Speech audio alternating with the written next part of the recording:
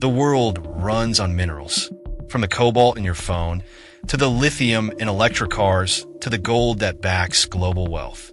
And deep beneath Africa's soil lies more of these treasures than anywhere else on Earth.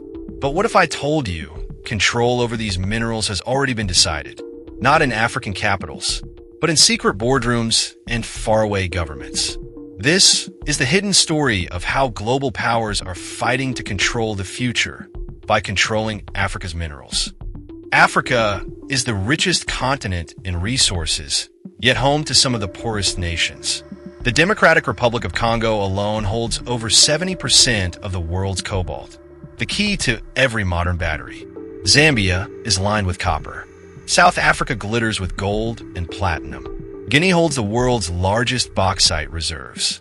And beneath the deserts of Namibia and Niger lies uranium, the fuel of nuclear power.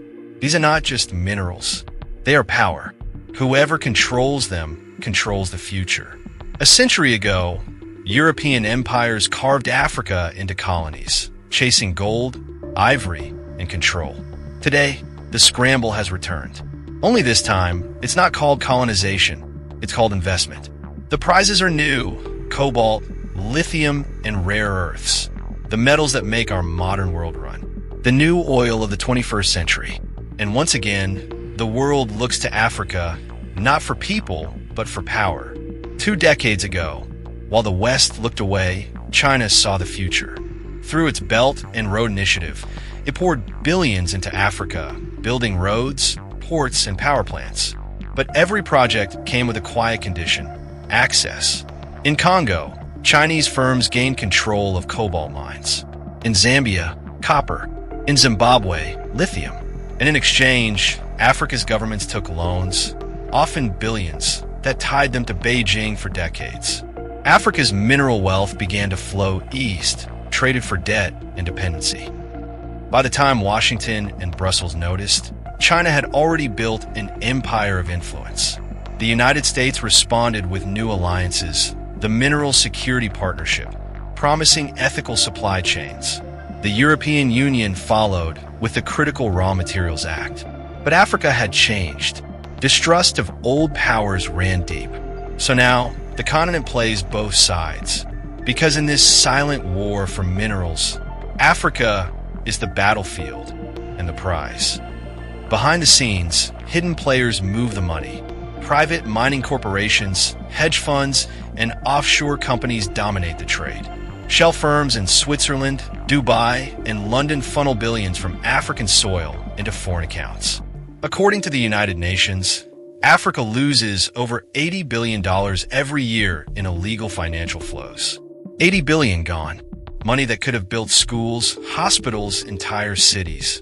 Instead, it fuels a system designed to keep Africa rich in resources but poor in power. In the heart of Congo, miners dig with bare hands. Many are children, earning less than $1 a day. The cobalt they pull from the ground ends up in electric cars, smartphones, and solar batteries, labeled as clean and green. The world celebrates a sustainable future built on their suffering. We call it progress. They call it survival. The struggle over Africa's minerals is not just about economics. It's about who will shape the next global order, who will build the technologies of tomorrow, and who will supply the power behind them. For the first time in modern history, Africa stands at the center of the world's future. But great wealth brings great danger. Foreign powers, corruption, and greed will not disappear easily. Yet, history is turning. And this time, Africa has a choice. The battle for Africa's minerals is not over. It has only begun. Behind every phone, every electric car, every promise of a greener world lies a hidden cost.